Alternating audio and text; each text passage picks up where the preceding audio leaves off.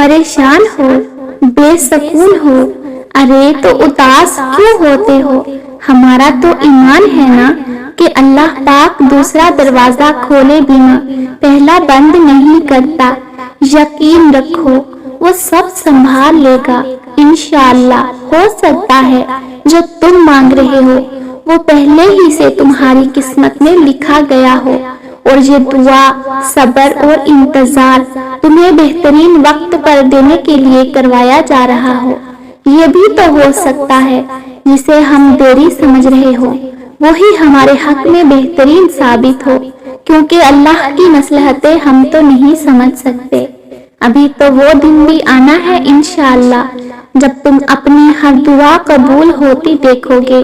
کوئی چیز ہمیشہ کے لیے نہیں ہوتی، نہ حالات، نہ قوت، نہ خوبصورتی، نہ خوشی، نہ غم۔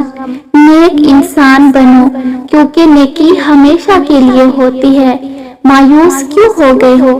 اللہ تو قسمت کا لکھا بدل سکتا ہے، جو نصیب میں نہیں اسے نصیب کا حصہ بنا سکتا ہے۔ دیکھو اپنی دعاؤں کو معمولی نہ سمجھو، جلد ہی تم قبولیت کی خوشیاں پا لو گے انشاءاللہ۔